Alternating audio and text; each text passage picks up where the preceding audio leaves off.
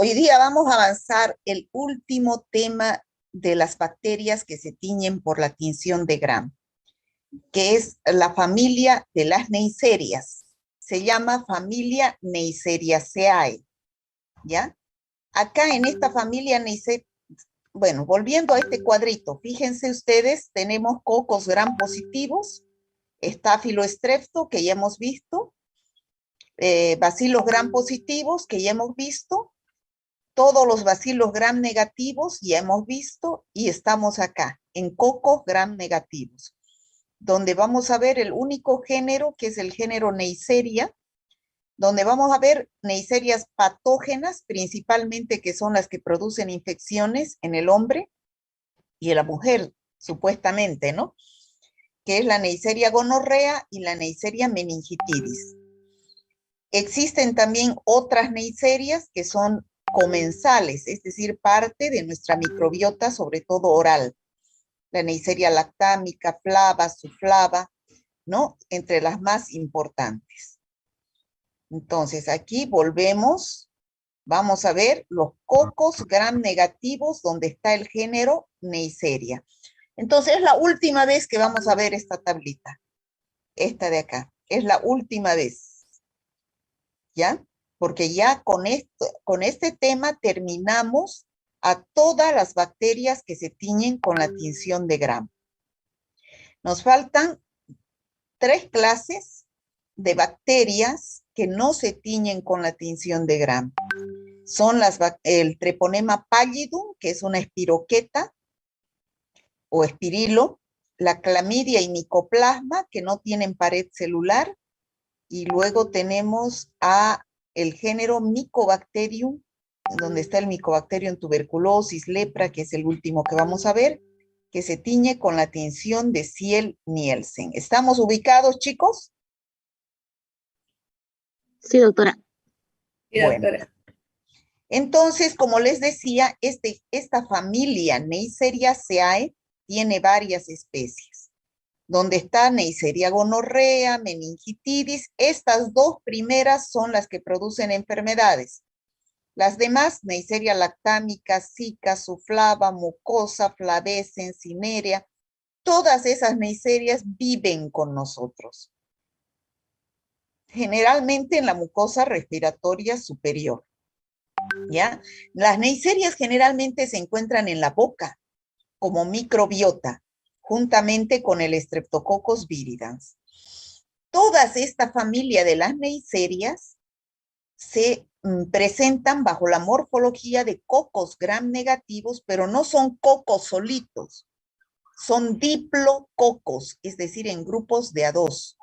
Y al agruparse tienen la forma de un riñón. Entonces los libros dicen son cocos gram negativos arriñonados. Otros libros dicen como granitos de café. Fíjense acá, tenemos acá a los diplococos gram negativos. Todos estos son neiserias. Ahora, esta es una tinción de Gram, la de la derecha.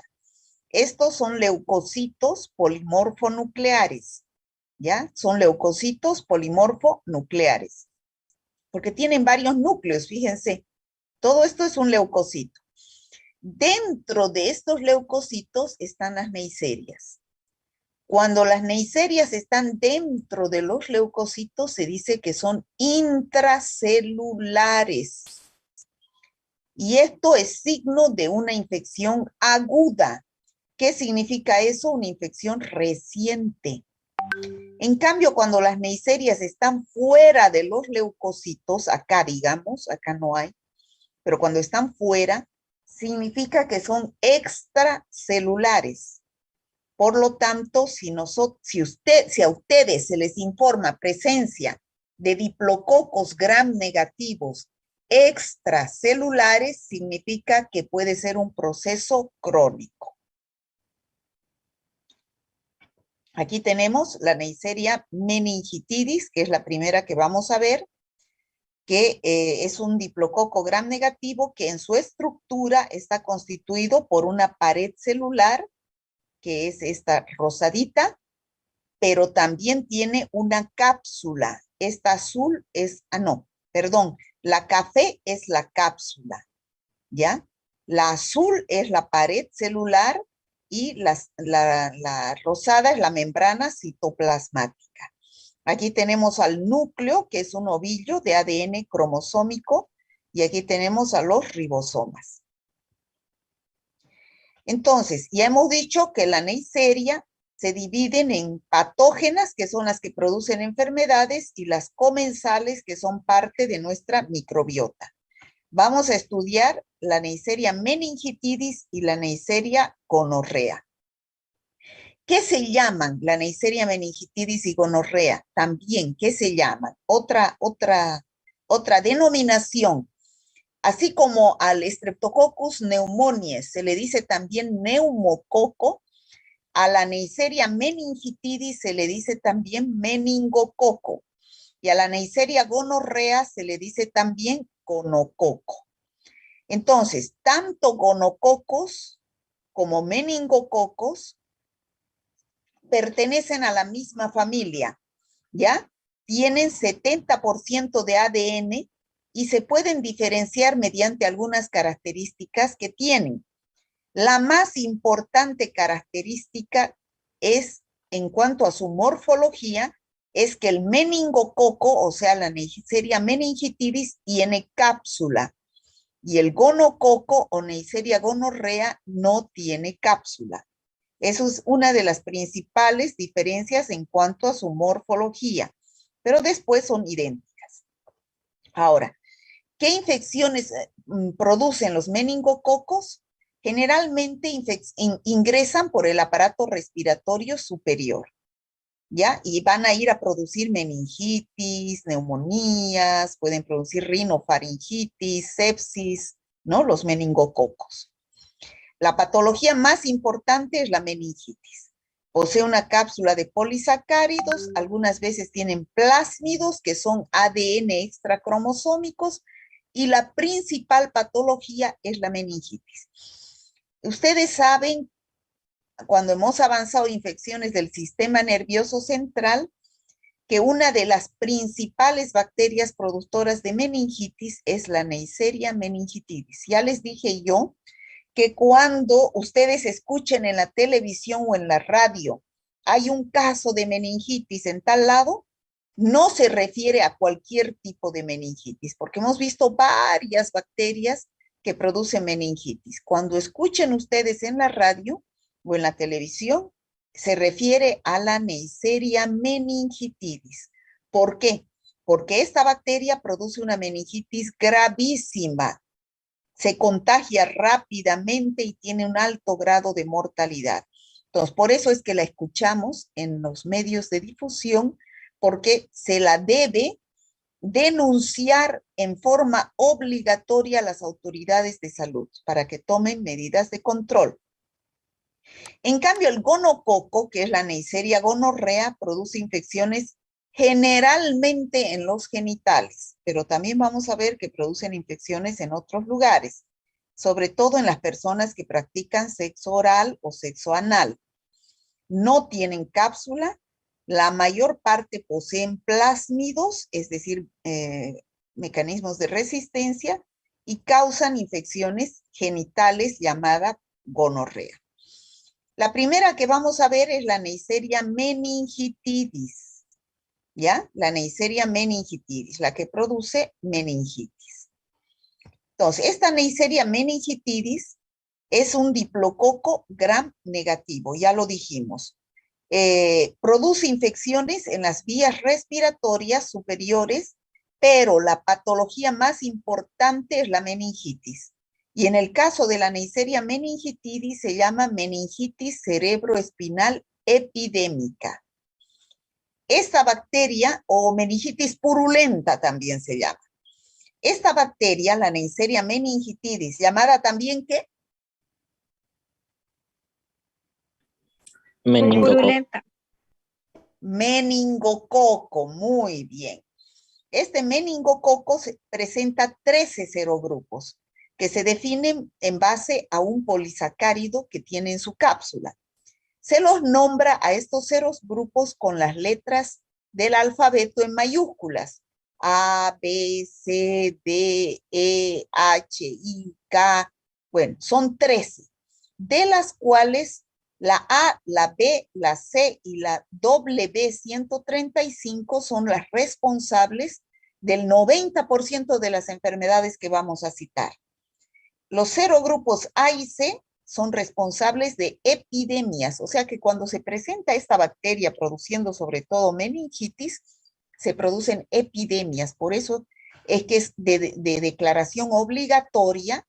Cuando ustedes sospechen de una Neisseria meningitidis, obligatoriamente deben declarar al CEDES.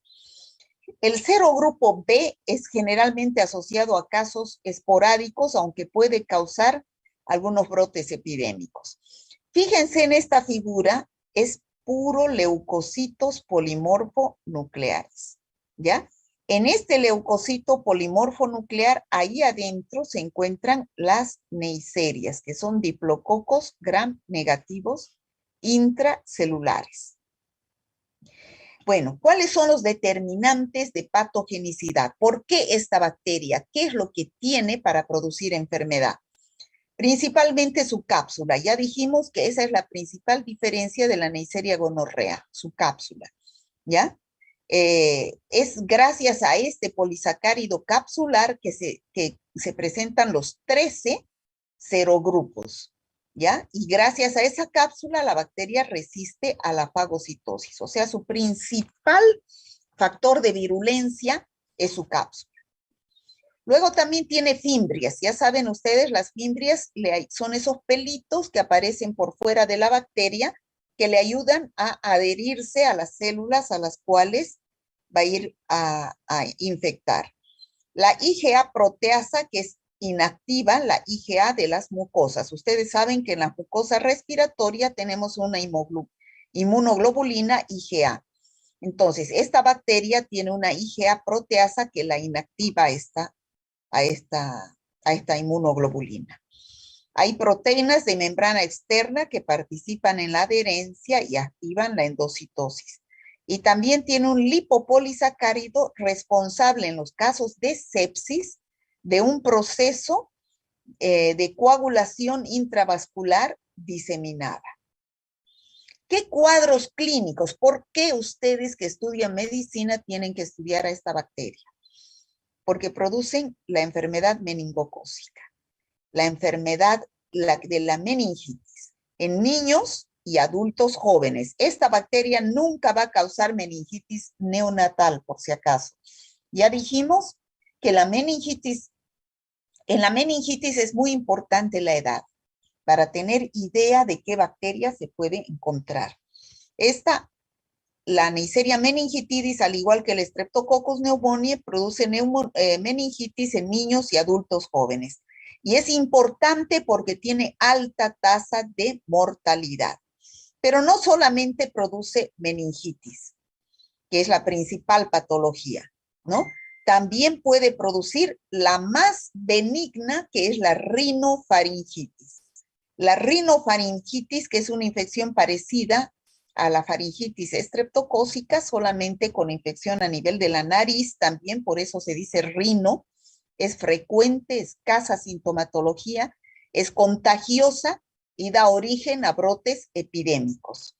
Estas dos son las enfermedades graves. Ya la meningitis, que la hablamos, que es de comienzo brusco, donde el paciente tiene la triada de la meningitis típica, que es fiebre, cefalea y rigidez de nuca. A veces también se puede presentar otros signos y síntomas como vómitos, náuseas, convulsiones. Y otra patología grave es la sepsis meningocócica. Es una infección generalizada de donde de la faringe la bacteria pasa a la sangre, produciendo sepsis y el paciente va a tener fiebre, cefalalgia, artralgia. Lo más importante del cual sospechamos una sepsis por Neisseria meningitidis es la erupción petequial, es decir, unos puntitos rojos que aparecen en piernas y muñecas, ¿ya? Son estos puntitos que aparecen en la piel. Entonces, cuando tiene un signo de sepsis y tiene esta patología, estos signos de puntos rojos llamados petequias en la piel, entonces hay que sospechar de una sepsis meningocócica. Miren cómo aparece. La fuente de infección, ¿de dónde nos viene esta bacteria para producirnos rinofaringitis, meningitis y sepsis meningocócica?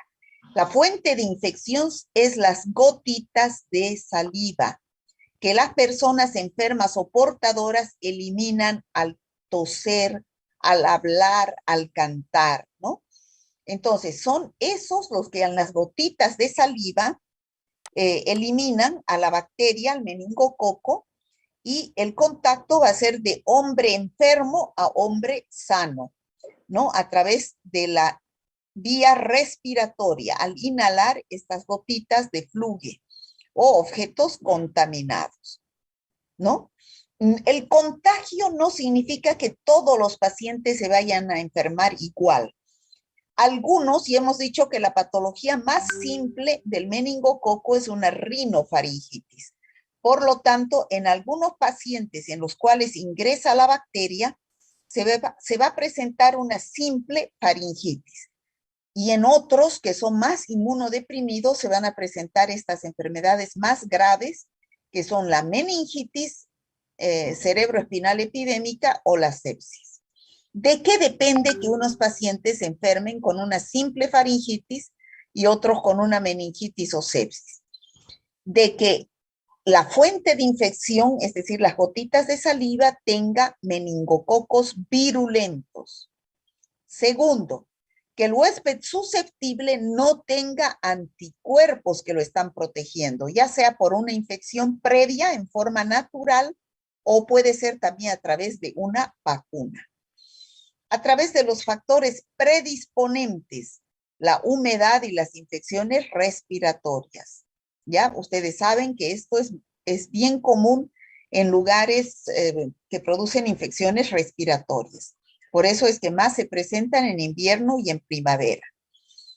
Bueno, ¿cómo es la epidemiología? Generalmente estas infecciones que la transmisión es por vía respiratoria se presentan más en los lugares donde hay acumulación de gente, ¿no? Entonces, en las ciudades no hay estas infecciones mucho en el campo, ¿ya? Porque en el campo circula el aire, la dosis infectiva se dispersa, por lo tanto, si hay la bacteria, ingresa, pero puede ser neutralizada por nuestras defensas, porque en el campo no hay hacinamiento. En cambio, en las ciudades sí hay hacinamiento y todas las infecciones respiratorias, entonces se transmiten, hay mayor predisposición en estas ciudades, donde están los portadores de una faringitis y se enferman con sepsis o meningitis, la minoría. ¿Cómo se produce el diagnóstico bacteriológico? ¿Cómo se realiza el diagnóstico bacteriológico? Dependiendo del lugar de la infección, si es una meningitis, hay que hacer una punción lumbar y sacar líquido cefalorraquídeo. Si es una sepsis, sangre para hacer un hemocultivo. De las petequias, que son los puntitos rojos, también se puede sacar muestra, o del exudado faríngeo, ¿no? Cuando tiene rinofaringitis. Aquí tenemos, si es una meningitis, el líquido cefalorraquídeo va a ser turbio y purulento porque es una infección bacteriana, del cual vamos a hacer un examen directo, una tinción de Gram y un cultivo. En el examen directo se van a observar abundantes leucocitos y en la tinción de Gram, diplococos Gram negativos, generalmente intracelulares porque el proceso es agudo. Luego se realiza el cultivo en los medios habituales de laboratorio. Cuando se sospecha de una sepsis, se va a solicitar un hemocultivo, es decir, el cultivo de la sangre. Entonces, aquí tenemos cómo tomar un líquido cefalorraquídeo o una muestra de sangre o líquido articular. Se hace una tinción de Gram, donde podemos ver, como estamos viendo acá en la figura, los leucocitos polimorfos nucleares y dentro de ellos a los diplococos gram negativos. Se cultiva en agar sangre o en agar chocolate. Generalmente es agar chocolate para la Neisseria gonorrea y agar sangre para la Neisseria meningitidis. Una vez que crece en el agar sangre o chocolate, se tienen que hacer las diversas pruebas de identificación que hacen los bioquímicos, como el test de la catalasa, como el test de la oxidasa, como la utilización de azúcares para ver su fermentación, glucosa, lactosa, sacarosa, maltosa, ¿no? Y de acuerdo a las reacciones se hace la identificación de qué Neisseria es, si es Neisseria gonorrea, Neisseria meningitidis o cualquiera de las Neisserias comensales. El tratamiento. Si nosotros hacemos tratamiento con antibióticos, su objetivo es erradicar la infección, destruir a la bacteria y evitar que estos pacientes sigan infectando, ¿ya? Entonces, tenemos como fármaco de elección la penicilina G. Y para personas que son alérgicas a la penicilina, se puede utilizar cefalosporinas de tercera generación, como cefotaxima o ceftriaxona. En el caso de quimioprofilaxis, vamos a dar rifampicina. ¿Cómo podemos prevenir estas infecciones? Reduciendo el número de portadores. Ya saben ustedes que estos pacientes tienen en las gotitas de saliva a la bacteria. Entonces, haciendo un buen tratamiento se cura a estos portadores y se evita que sigan diseminando la bacteria. Protección de la población susceptible a través de la vacunación. Existen vacunas contra las infecciones por meningococo. Evitar el hacinamiento porque es donde ahí se presenta el contagio y se presenta el contagio por las gotitas de saliva. Y en el caso de que hubiera un caso en una familia, hay que hacer quimioprofilaxis a los familiares para evitar que se enfermen. Hasta ahí es Neisseria meningitidis, chicos. ¿Hay alguna pregunta de Neisseria meningitidis? Doctora, buenas tardes. Yo, respecto a la profilaxis, quería hacerle una consulta. Si la rifampicina se le daba entonces a los familiares o a los familiares o a quién? La rifampicina se le da como profilaxis a los que están en riesgo. Eso no lo entendí, doctora. Ya. A ver, ya expliqué yo eso en un tema anterior. Quimioprofilaxis, ¿qué significa? Que si al ser una infección tan contagiosa, quimioprofilaxis generalmente se da a todas las infecciones que se transmiten por vía respiratoria, hasta incluso para el COVID, ¿no es cierto? Cuando una persona estaba enferma se lo ponía en cuarentena y por si acaso al resto de la familia se les daba ¿qué se llama el antiparasitario? ¿Qué se les daba? Ivermectina. Ivermectina y en algunos casos se daba también un antiviral, ¿no? Entonces, eso es quimioprofilaxis, no está seguro que estén enfermos, pero para prevenir que se enfermen por la cercanía que tienen, por el contagio que tienen, es que se da quimioprofilaxis con rifampicina, ¿ya? Con rifampicina, la quimioprofilaxis. Con rifampicina. Muchas gracias, doctora. ¿Ya? ¿Alguna otra pregunta de Neisseria meningitidis?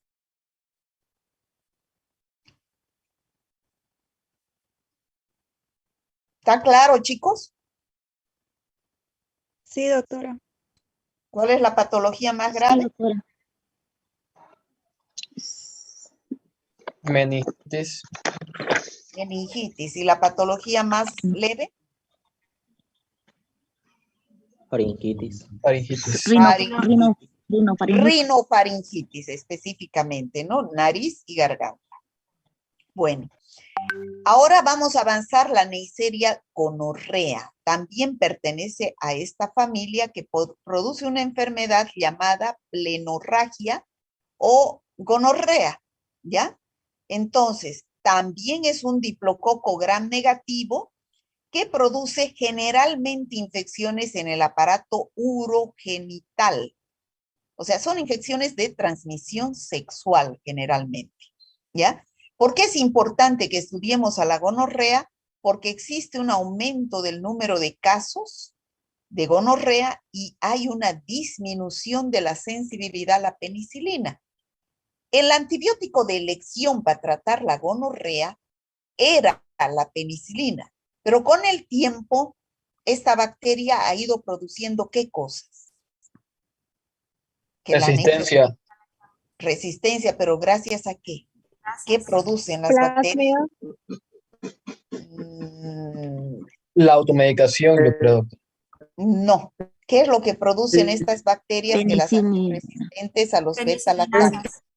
Muy Sí, bien, enzima penicilina. beta-lactamasas, y en este caso penicilinasas, que son enzimas que destruyen el anillo beta-lactámico.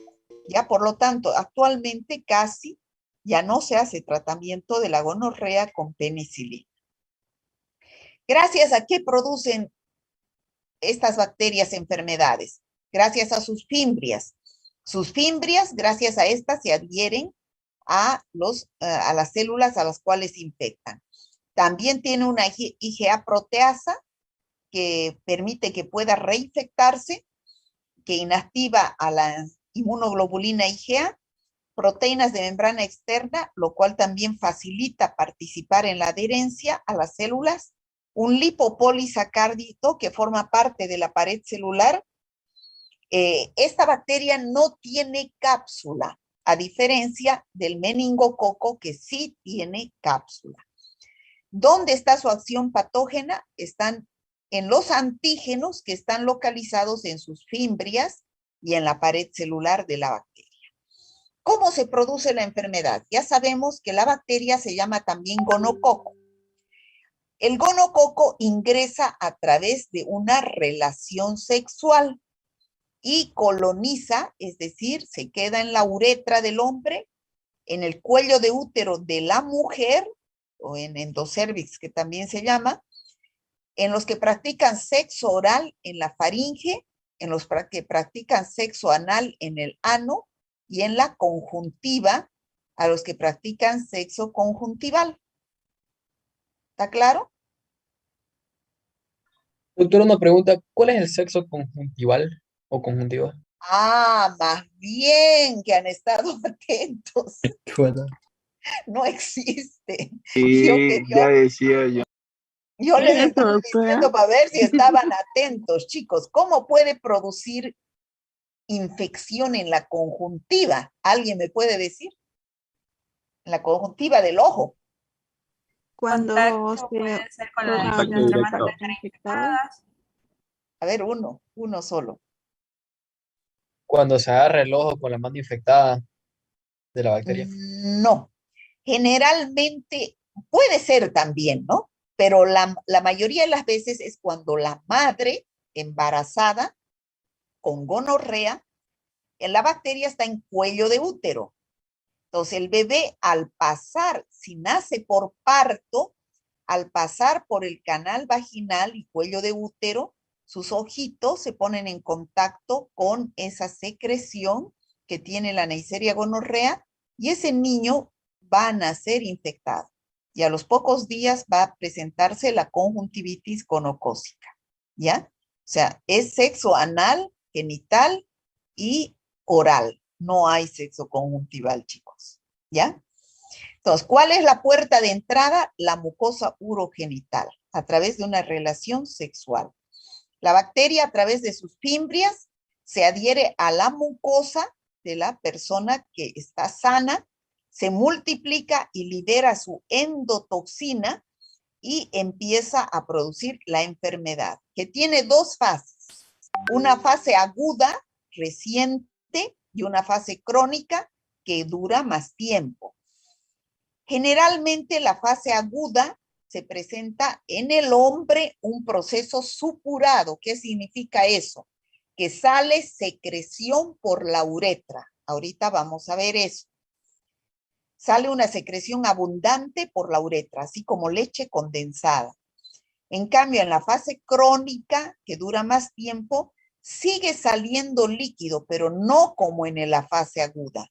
Sale un líquido cero fibrinoso, no así blanco amarillento, sino medio transparente, ¿ya?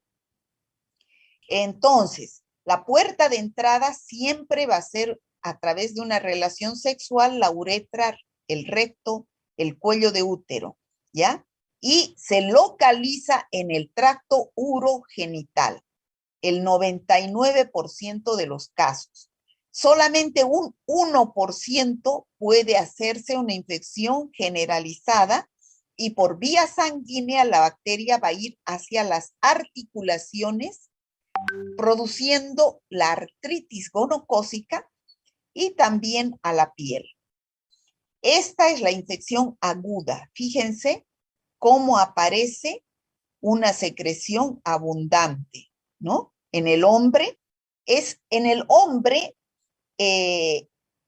si uno ve una secreción así blanco-amarillenta, abundante, que sale por el pene, y hacemos una tinción de Gram y vemos los diplococos Gram negativos intracelulares, es diagnóstico de uretritis gonocócica. Cuando está en las primeras etapas se presenta así, abundante, blanca amarillenta, y es uretritis gonocócica aguda. Cuando es ya más tiempo es crónica y no es, los microorganismos se observan en forma extracelular, ¿ya? En el hombre, el 90% de infectados presentan la secreción purulenta.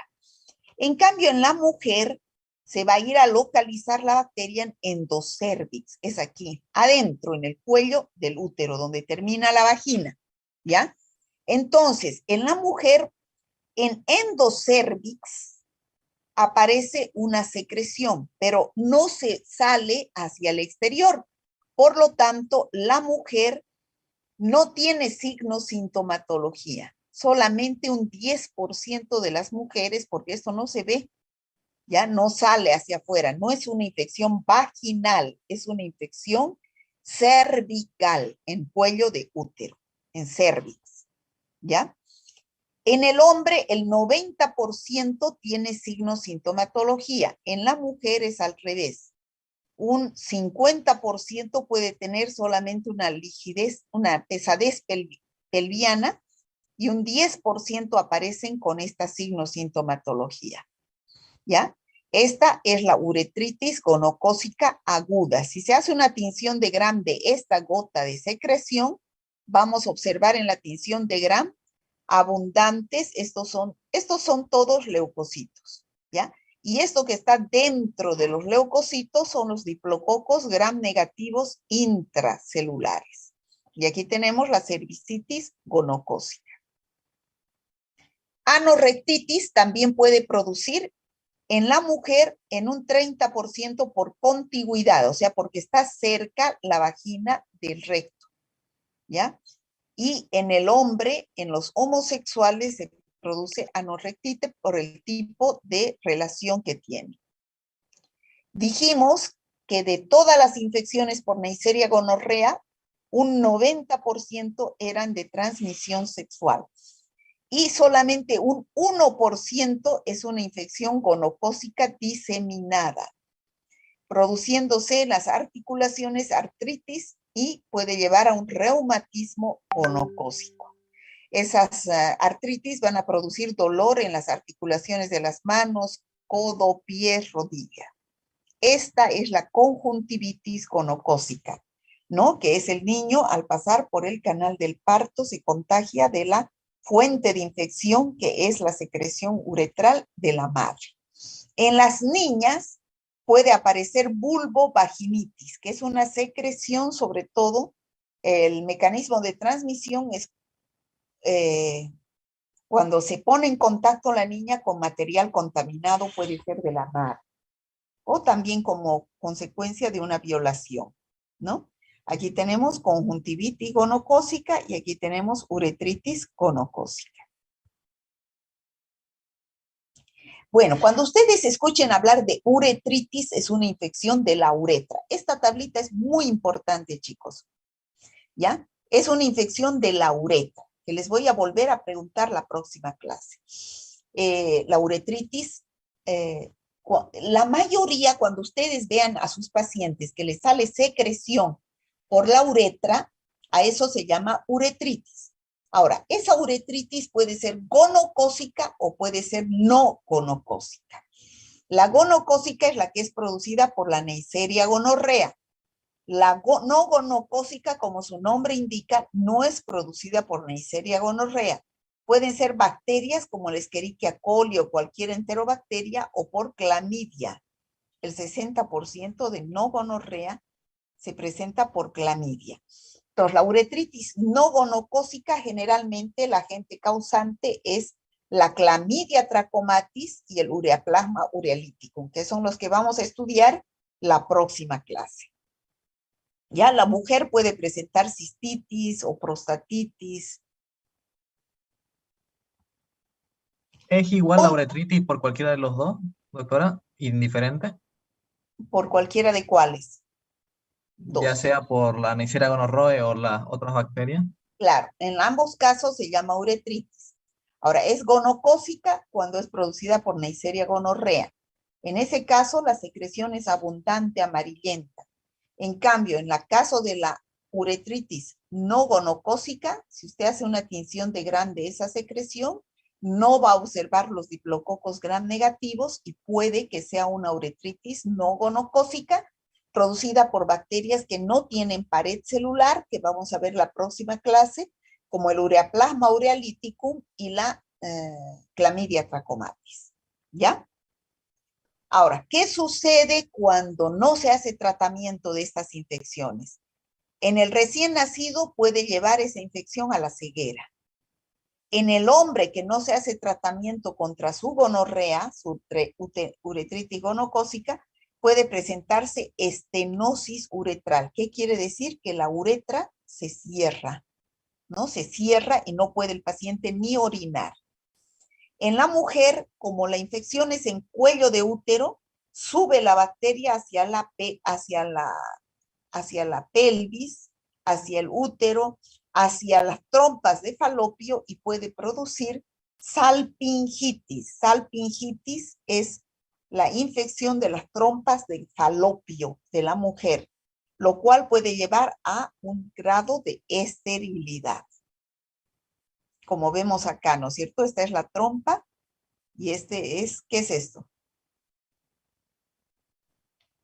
El ovario. El ovario, ¿no? El ovario está inflamado, la trompa está inflamada.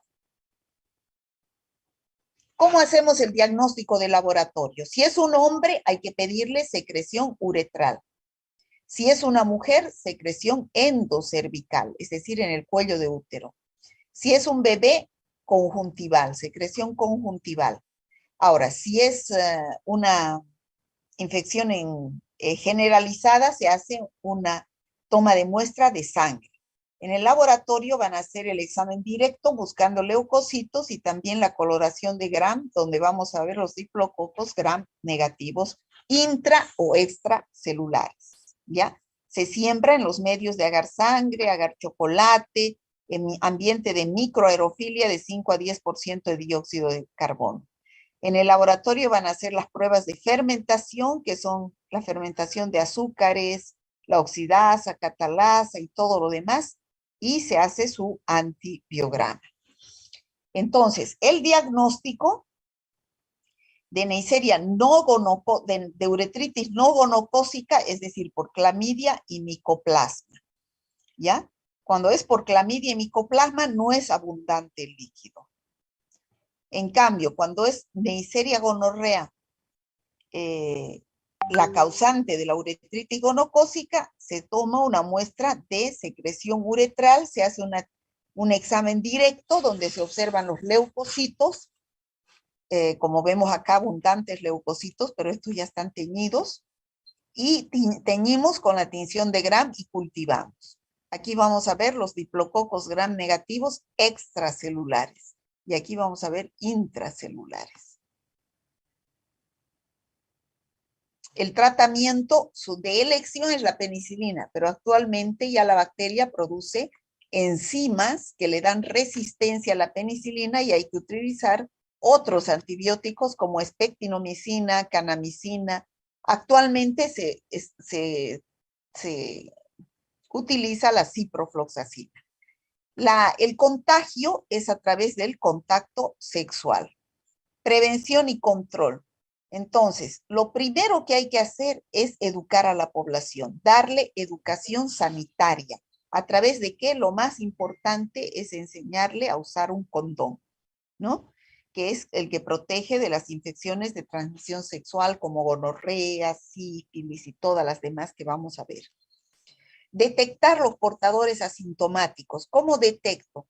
Si va un paciente, generalmente son los hombres que van a la consulta, hay que hacerle la anamnesis preguntándole si su esposa presenta la signo-sintomatología. Sabemos que en la mayoría de las veces las mujeres son asintomáticas. Entonces, la mujer no va a presentar síntomas, pero hay que hacer el tratamiento a la pareja, ¿ya? Evitar la promiscuidad sexual, no hay vacuna, no hay inmunidad protectora, quimioprofilaxis a los neonatos. A los neonatos se les pone una gotita de nitrato de plata o tetraciclina o eritromicina. Bueno, esos serían, chicos, el examen, que es el tema. Preguntas, ¿cuáles son las neiserias patógenas para el hombre? La neisseria gonorrea y la neisseria meningitidis, meningococo y gonococo. ¿Qué cuadros clínicos importantes produce la neisseria meningitidis? Produce la sepsis, la meningitis, entre las más importantes. Y la más común y más benigna, la rinofaringitis. ¿Cuál es la fuente de infección de la neisseria meningitidis? Son las gotitas de saliva. Y la vía de transmisión es la vía aérea. Sigamos. La neisseria gonorrea produce ¿qué infección? No me van a poner la gonorrea, sino en el hombre la uretritis gonocócica, en la mujer la cervicitis gonocócica, en el recién nacido la conjuntivitis gonocócica, en lo sexual la...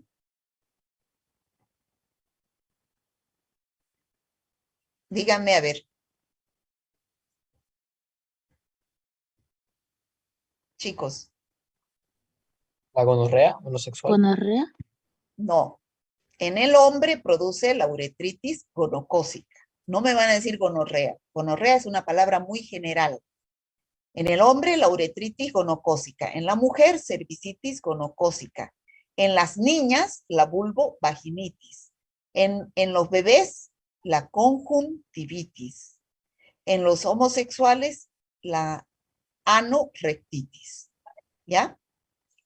En el caso de la fuente de infección, en la fuente de infección, en el caso de los recién nacidos, es la secreción cervical de la madre. Y la vía de infección es el contacto, ¿no? En el caso de la uretritis gonocócica, la fuente de infección es la secreción genital del hombre. O de la mujer, también puede ser la secreción cervical de la mujer, secreciones genitales. Y la vía de transmisión es sexual, ¿no? Doctora, Dependiendo una pregunta. de los casos. Dígame. Una pregunta. En el paso, por ejemplo, de la enfermedad de la madre al feto, ¿podría ser por vía transplacentaria? No, ¿Puede la ser así? gonorrea no es por vía transplacentaria, es por contacto. Ok, gracias. ¿Ya? Es por contacto porque lo que se infectan son sus ojitos. ¿Ya? Doctora, entonces cuando pase por el canal del parto, ahí va a ser la transmisión, ¿no? En el canal del parto. Sí, por eso cuando nacen por parto hay riesgo de adquirir varias enfermedades de la madre, ¿no? Que está la bacteria en la secreción de la madre. Hemos visto Listeria monocytogenes, Streptococcus agalactiae, en este caso Neisseria gonorrea, ¿no? Bueno, en el hombre, ¿qué produce la bacteria? 3 veces he Uretritis repetido. gonocócica. Uretritis gonocócica. Uretritis gonocócica. En la mujer Cervicitis gonocócica. Cervicitis y en gonocócica. el recién nacido, Conjuntivitis Conjuntivitis. gonocócica. conjuntivitis gonocócica. Muy bien. La acción patógena de la Neisseria gonorrea, ¿a qué se debe? Hemos dicho varias cosas, pero una de las más importantes, ¿qué es lo que Subfimbria. tiene? Sus Fimbrias que fimbrias. permiten adherirse. Fimbrias o pilis que permiten adherirse. En cambio, ¿cuál es el factor de patogenicidad de la Neisseria meningitidis?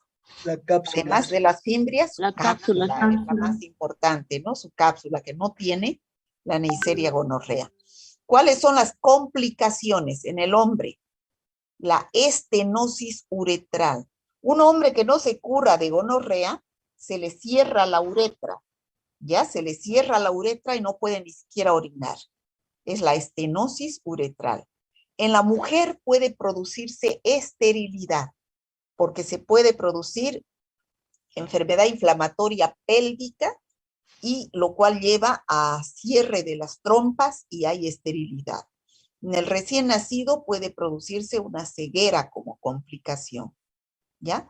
Ay, ¿qué me pasé ahí? Bueno, eso sería todo, chicos, del tema de hoy. ¿Tienen alguna pregunta?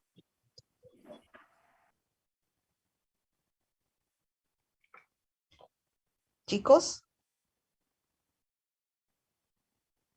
Por mi parte Está no, todo pero muy claro. claro. Muchas gracias. Bueno, entonces, a ver, vamos a Quiere empezar. decir, doctora, que una ¿Sí? persona, una mujer embarazada que tuviese, por ejemplo, cistitis gonocócica, ¿recomendaría parto por cesárea? Cistitis gonocócica, ¿qué ha dicho? Ah, no, perdón. Cistitis es infección urinaria. Sí, exactamente, perdón. ¿Qué te dice gonorrea en general? ¿Aconsejaría una cesárea? Claro, se aconsejaría una cesárea para evitar, ¿no?, que la conjuntivitis gonocócica, ¿no? Doctora, Doctora, Dígame. la paciente que es embarazada que sale positivo a gonorrea, ¿puede hacer tratamiento durante el embarazo? Puede hacer tratamiento. Puede hacer tratamiento con antibióticos que son permitidos en el embarazo, como los betalactámicos, ¿no? No hacen daño al feto. Doctora, buenas tardes. Va a disculpar que moleste. Dígame. Quería disculparme con usted y todo mi compañero. Por la anterior clase se me activó el micrófono. Yo estaba en una caja y se me activó el micrófono interrumpiendo la clase. Muy bien. Está disculpado. Yo eso me sentí un poco más incómodo, ¿no? Quería disculpar. Gracias, hasta luego. Muy bien. Está disculpado. A ver, chicos, este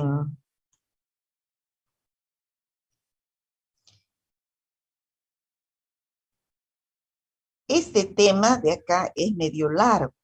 O sea, como todavía hay tiempo, podemos verlo. Espiroquetas. O sea, ya hemos terminado con todas las bacterias que se tiñen por la tinción de Gram, ¿ya? Entonces, las espiroquetas, ustedes saben que las bacterias se clasifican en cocos, bacilos y espirilos, o llamados también espiroquetas. Los cocos y los bacilos se tiñen por Gram, pero las espiroquetas no se tiñen por Gram. Son estas que tienen forma de tirabuzón, ¿no? Son onduladas. Las espiroquetas, como vemos acá, su morfología son así como tirabuzón, ¿no? Se pueden observar por inmunofluorescencia o por microscopía de campo oscuro. Se distribuyen en el agua, en la tierra, pero a nosotros nos interesan las espiroquetas que son patógenas, es decir, las que producen infecciones en el hombre, como el treponema, donde tenemos una bacteria que es el treponema pallidum, que produce la sífilis, que ese es el que nos interesa. También son espiroquetas la Borrelia recurrentis, que pertenece al género Borrelia y produce la fiebre recurrente, que no es muy común en nuestro medio, y la leptospira, donde hay una bacteria, la Leptospira interrogans, que produce una enfermedad que es la leptospirosis. Nosotros vamos a estudiar de estas espiroquetas o espirilos al treponema pallidum, que es el que produce la sífilis, ¿ya? Ustedes han debido escuchar la sífilis, que es una infección de transmisión sexual, ¿ya? Se presenta generalmente entre los 15 a 34 años, que es la edad sexual más activa, y donde hay promiscuidad sobre todo, ¿no? En los niños, algunas veces cuando se sospecha de alguna violación, en el embarazo se puede presentar casos de sífilis congénita, es decir, que de la madre pasa hacia el bebé. ¿Cómo se produce la transmisión? Ya hemos dicho contacto sexual, igual que la gonorrea, que puede ser oral, genital o anal. Un porcentaje mínimo por transfusión sanguínea. Por eso es que la sífilis no es una bacteria que se hace el estudio y se investiga en las personas que quieren donar sangre. Se hace la prueba de sífilis para que no se transmita.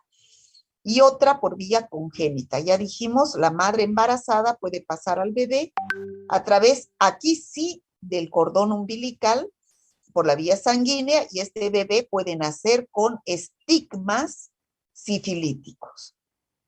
La infecciosidad se debe a que esta bacteria se adhiere a las membranas celulares y se activa multiplicándose en los tejidos, pero no tiene toxina, no libera. Ahora, ¿qué es la sífilis, chicos? La sífilis es una enfermedad que puede durar toda la vida de una persona.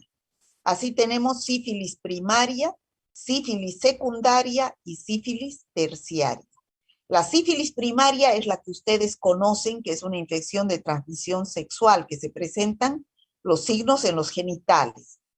La secundaria, que aparece después, que ya aparece en la piel de todo el cuerpo, y la terciaria, que aparece ya en el sistema nervioso central también se llama neurosífilis, ¿ya?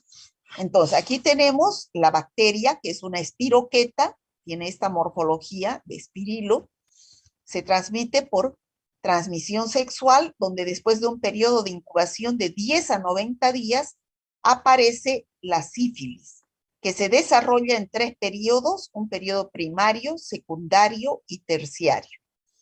Entonces, la lesión primaria, ¿en qué consiste? Aparece el chancro. ¿Se acuerdan que en anteriores clases vimos el chancro también en Haemophilus ducreyi? Entonces, aquí también vamos a hablar de chancro. En el caso de Haemophilus ducreyi era el chancro blando o chancroide. Aquí es el chancro duro, que es el primer estadio de la sífilis. Pero hacerles recuerdo, el chancro duro se caracteriza porque se presentan unas úlceras en los genitales con los bordes levantados, bien definidos, y a eso se llama chancro. ¿Ya? Es doloroso, no es doloroso y es duro. En cambio, en el chancro blando es doloroso y es blando. En el periodo secundario se caracteriza porque además de las adenopatías, se presentan unas lesiones maculopustulosas en la piel, que vamos a ver a continuación. Y el periodo terciario, donde aparecen los gomas sifilíticos, donde ya también hay lesiones en el corazón, ¿no? Puede producir miocarditis. No todos los pacientes que se enferman sífilis van a pasar por los 3 periodos. Puede ser que cuando se presente el primer periodo, el paciente reciba tratamiento. El tratamiento de elección es la penicilina. Es una de las pocas bacterias junto al Streptococcus pyogenes que todavía es sensible a la penicilina. ¿Ya? Entonces, tenemos acá el chancro duro, que si hace tratamiento ya no pasa al segundo periodo y peor al tercer periodo. Pero si no hace tratamiento, puede evolucionar al segundo periodo después de una etapa de latencia entre primero y segundo. Y si no hace tratamiento en el segundo, pasa al tercero después de un periodo de latencia entre el segundo y el tercero. Por eso se dice que es una enfermedad de larga duración que puede durar toda la vida del paciente. ¿Me dejo entender, chicos? Sí, doctora. Este es el chancro. puede aparecer en los genitales masculinos o femeninos si practican el sexo genital, pero también puede aparecer en la boca si practican el sexo oral o en el recto si practican el sexo anal, ¿ya? Entonces, son úlceras llamadas chancros con los bordes bien definidos que el material para hacer el análisis es esta secreción que sale de la úlcera, ¿ya? Este periodo primario dura de 3 a 6 semanas y después desaparece. Aunque la persona no reciba tratamiento, desaparece. Entra en un periodo de latencia y después ingresa al periodo secundario, ¿ya? Estos son los chancros. En el periodo secundario, la sífilis, desaparecen las lesiones en los genitales. Ya no se va a observar chancros. Se va a observar estas lesiones maculopustulosas en el cuerpo, ¿ya?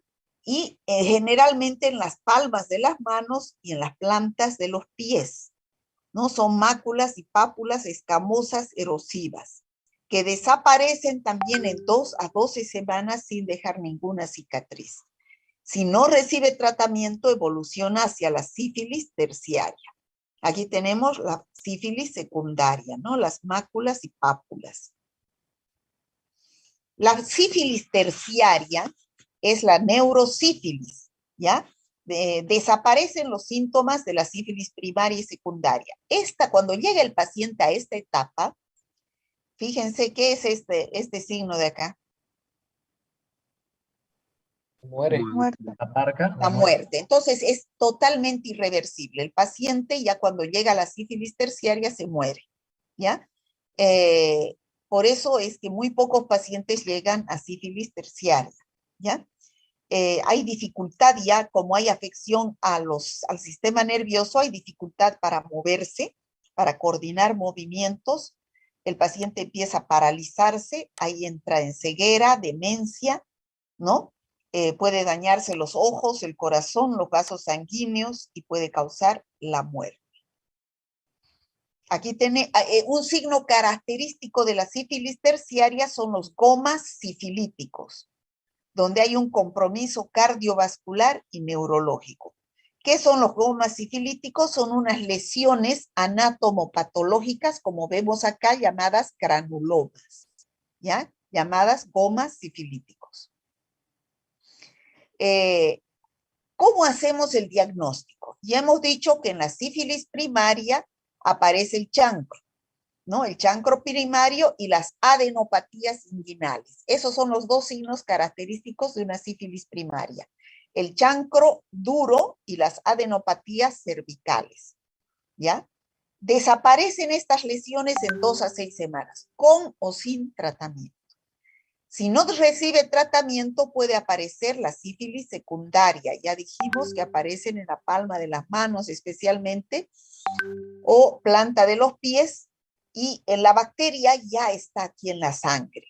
Entonces, a través de la sangre puede producir estas lesiones en piel, remite en 2 a 6 semanas, si no recibe tratamiento, entra en un periodo de latencia, la bacteria desaparece y el paciente empieza a estar asintomático, puede ser entre 3 a 30 años. Y después recién empieza a manifestarse en el sistema nervioso y los gomas sifilíticos, ¿no? Afecta a todos los órganos, el aparato cardiovascular, el sistema nervioso, los huesos, que son los gomas sifilíticos. El tercer periodo es no contagiante, es decir, no se contagian los treponemas. En cambio, el periodo primario, que es el chancro, y el secundario, las máculas y pápulas, se encuentran en las lesiones el treponema pálido. Este es un goma en paladar, por ejemplo. Fíjense cómo se produce la destrucción del paladar. ¿Cómo hacemos el diagnóstico? Ya sabemos que en la sífilis primaria aparece el chancro y las adenopatías inguinales, ¿ya? Puede aparecer no solamente en el pene, sino también en la vagina de la mujer y en su cervix, y también lesiones extragenitales, como pudimos ver en la boca, ¿no? En el ano. La adenopatía, que es así la inflamación de los ganglios, puede ser inguinal, uni o bilateral. No hay supuración. ¿Cómo se toma la muestra de ese chancro? Se toma con un hisopo y se hace la microscopía de campo oscuro. La sífilis congénita es cuando hay transmisión de la madre al bebé a través de la placenta. Se puede producir un aborto o el niño nacer con estigmas sifilíticos, ¿ya? ¿Cuáles son los estigmas sifilíticos? Hay una infección temprana y hay una infección tardía en el bebé, ¿ya? Cuando la infección es temprana, es decir, al inicio, estos treponemas cruzan la barrera placentaria en 8 a 9 semanas. ¿Y qué signos presenta cuando, así de nacer el bebé? Produce estas pénfigos sifilíticos, se llama, unas úlceras en las manitos y en los pies, ¿no? Es el pénfigo sifilítico. También presenta coriza nasal. ¿Qué quiere decir? Secreción purulenta por la nariz, ¿no? Que puede hacerse rinitis. ¿Cómo hago el diagnóstico de esto? Los treponemas se encuentran en las lesiones. También puede presentar hepato y esplenomegalia. Y aquí tenemos las lesiones palmoplantares, ¿no? Se encuentra el pénfigo sifilítico. Aquí tenemos un recién nacido con rinitis purulenta. Bueno, y también hay signos tardíos. Cuando un bebé se infecta después, al inicio no presenta ninguna sintomatología, sino que los signos se presentan después. Son tardíos. A los 3 años recién puede aparecer, son los dientes de Hutchinson, que son así como un serrucho. Se llama dientes de Hutchinson. La tibia en sable, o sea, los huesos de la tibia se abren. Y la nariz en silla de montar. Es tal como una nariz en silla de montar. Entonces, aquí tenemos los dientes de Hutchinson.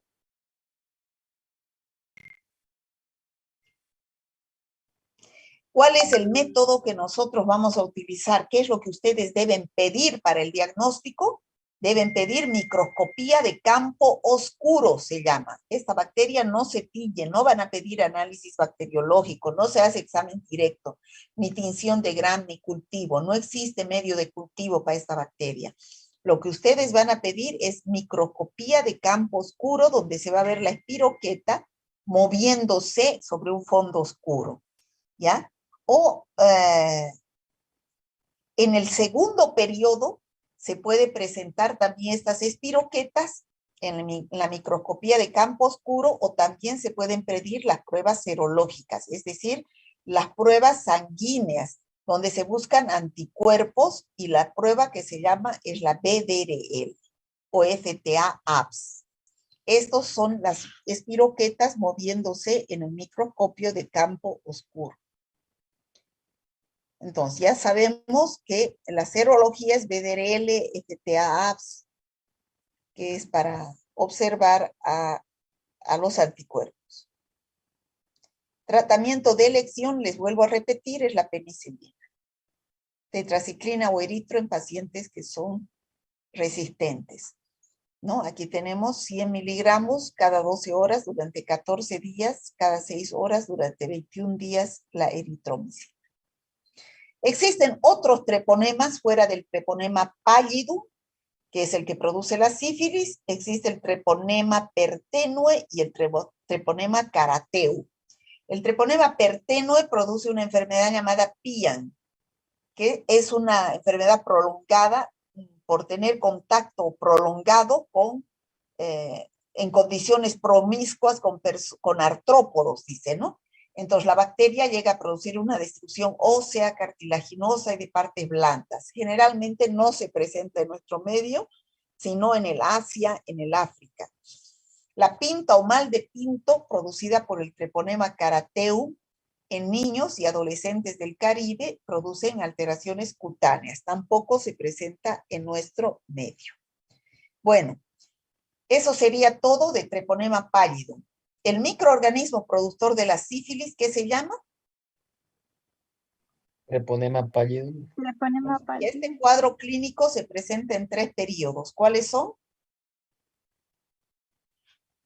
Sífilis Primaria, primarias. secundaria y Primaria, terciaria. secundaria y terciaria. ¿Cuál es la sintomatología típica del periodo primario? El chancro en las genitales. El chancro duro y las adenopatías inguinales. Y en el secundario, Creo que no es las sintomatología. pápulas que aparecen en las palmas, en las lesiones. plantas y en todo el cuerpo. Y en el terciario, Neurosífilis. la neurosífilis y los gomas sifilíticos, ¿no? ¿Cómo se Doctora, diagnostica este? Dígame. En la segunda no era la adenopatía, o también en la primera. Disculpe. En la segunda también pueden estar inflamados los ganglios, en las dos, en la primaria y en la secundaria, ¿ya? Ah, ya. Gracias. ¿Cómo se diagnostica esta infección en el periodo primario? ¿Qué van a pedir ustedes, señores médicos? ¿Qué se llama la prueba?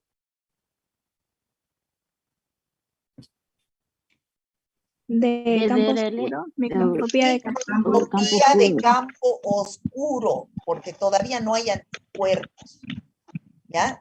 Tiene que ser un método directo. Y en el periodo secundario, donde se observan esas máculas y pápulas, ahí también pueden pedir microscopía de campo oscuro de esas máculas y pápulas, pero aquí ya hay presencia de anticuerpos. Ya se pueden detectar en la secundaria los anticuerpos mediante la prueba llamada BDRL, ¿ya? O también la RPR, ¿no? Y en el terciario es solamente serología. Serología, ¿qué quiere decir? Que solamente hay anticuerpos. ¿En cuál de las etapas es contagiosa la sífilis? ¿En el terciario será? En la primario primera, y secundario. En el primario y secundario, porque los treponemas están en las lesiones, en los chancros, en las máculas, en las pústulas. En el terciario no, porque están en los gomas sifilíticos, ya no hay bacterias. ¿Cuál es la fuente de infección de la sífilis? Las secreciones genitales. ¿Y cuáles vías de transmisión? Sexual.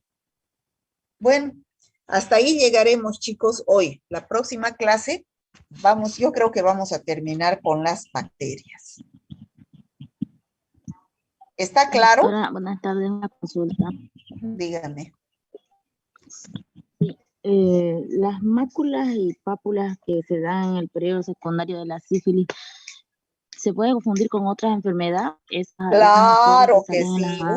Hay que hacer o diagnóstico es característica. diferencial con varias enfermedades.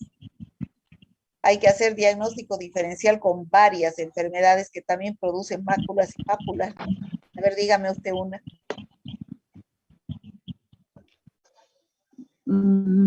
Ya han avanzado infecciones de piel y partes blandas. Así, el impétigo. No, el impétigo más es en los niños, pues, ¿no? No. En los niños que se presenta, pero estas máculas y pápulas se puede confundir también con un sarampión, con una rubeola, que son infecciones virales que también aparecen máculas y pápulas, ¿no? Sí. Todo hay que hacer diagnóstico diferencial. Nada es específico ni nada viene con su nombre. Para eso se estudia la clínica. ¿Alguna otra pregunta, chicos? Bueno, Acosta. Presente, doctora. Aguilar Mariscal. Averanga. Baigorria. Presente, Veranga, doctora. Ya pues, chicos, no se atrasen. Baigorria no está, ¿no? Camacho. Hueso. Doctora. Camacho. Presente, doctora. ¿Quién? Hueso presente. Camacho. Presente igual, doctora. Choque Arteaga. Choque Cota. Presente, doctora. Choque Erika. Choque Vázquez. Choque Vázquez, presente, doctora. Cocha. Presente, doctora. Coimbra. Presente, doctora. Dorado. Durán. Presente. Doctora. Tien. Durán. Escobar. Durán. Presente, doctora. Fajardo. Presente, doctora. Faldín. Estén atentos, chicos, por favor. Faldín, presente, doctora. Sí, presente. Frías. Presente, doctora. Fuertes. Presente, doctora. González. Presente, doctora. Hurtado. Leitón. Lino. Presente, doctora. Maisman. Presente, doctora. Mamani. Masay. Melgar. Presente, doctora. Mendoza. Presente, doctora. Montaño. Presente, doctora.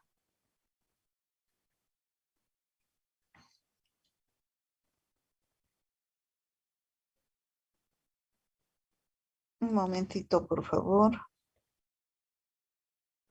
Morón. Presente, doctora. Paz. Presente. Putaré. Presente, doctora. Rivera. Presente, doctora. Rivero. Presente, doctora. Rodríguez. Presente, doctora. Rodríguez Noemí. Rodríguez Rodrigo. Presente, doctora. Rojas Rosy. Presente, doctora. Rojas Ivette. Presente, doctora. Ross. Salazar. Presente, doctora. Sameja. Presente, doctora. Cerrudo. Solís. Presente, doctora. Velázquez. Presente, Velázquez Wilber. Zurita. Presente, Zurita, doctora. Ya, pueden salirse los del C1. Aponte. Presente. Campos. Presente, doctora. Carreño. Presente, doctora. Cerezo. Césari. Presente, doctora. Cesari. Coca. Presente, doctora. Condori. Presente, Condori. Díaz. Presente, doctora. Esquivel. Presente, doctora. González Sandoval. Presente, doctora. Grájeda. Presente, doctora. Lagos. Presente, doctora. Ay, un momentito.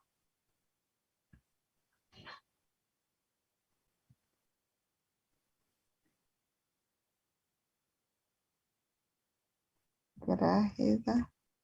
Lagos. Lanza. Presente, doctora. Lurquín. Mamani Griselda. Presente, doctora. Mamani Katia. Mamani Marisol. Presente, doctora. Monasterio Diego. Presente, doctora. Muiva. Presente, doctora. Paredes, Paola. Paulino. Presente, Paulino.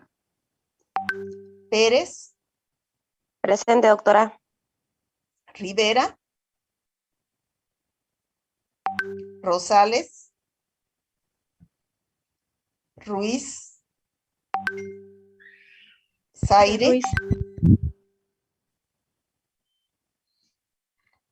Zaire.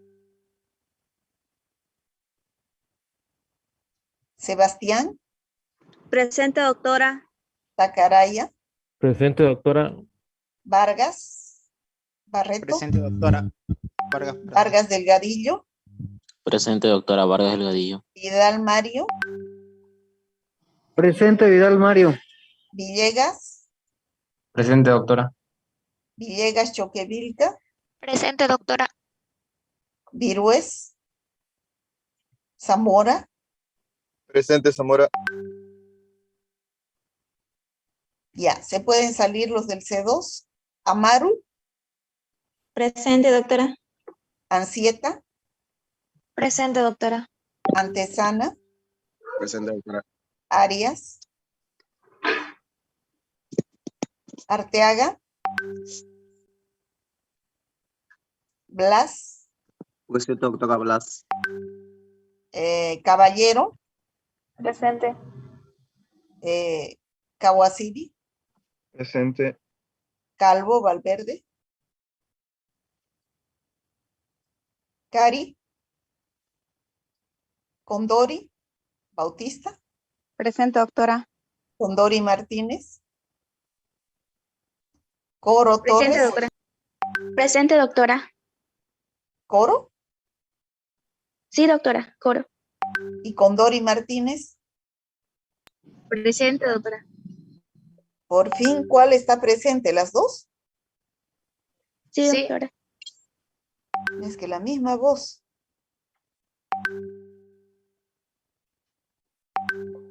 Era un minutito. Estrada, Presente, Estrada.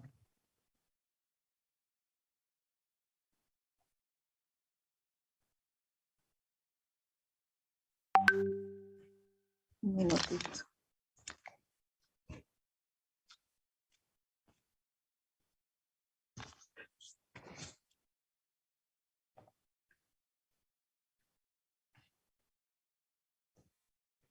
Flores,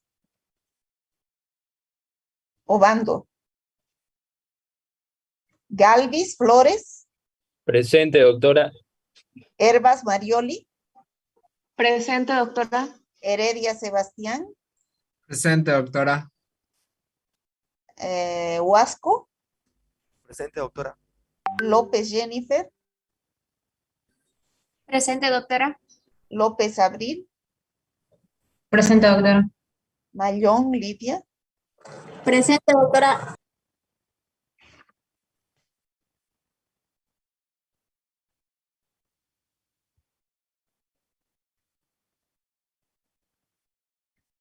Márquez, Presente, doctora.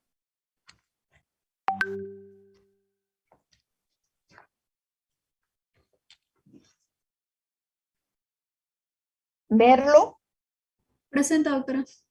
Micerda, Presente, doctora. Muñoz, Presente, doctora. Padilla, Palacios, Presente, doctora. Pérez, Presente, doctora. Ramírez, Presente, doctora. Rodríguez, Presente, doctora. Rodríguez Haider, Rojas Medrano, Romero Lizárraga, Romero Yucra, Presente, doctora. Solís Garavito, Presente, doctora. Zoraide Bedia, Presente, doctora. Suárez Machaca, Presente, doctora. Suárez Estartari, Presente, doctora. Tancara, Presente, doctora. Barón, Presente, doctora Besa, Barón. Besa. Presente, Besa. Ya, bueno chicos, nos vemos entonces. Doctora, va a disculpar, creo que no me escuchó. Soy Alejandra Rosales del C2. Es que no se activó el micrófono. Ay, hijita. Va a disculpar, doctora. Mi computadora no sé qué pasó. Ya, está bien. Gracias. Ya. Hasta luego, chicos. Hasta luego, doctora. Hasta luego, doctora. Hasta luego.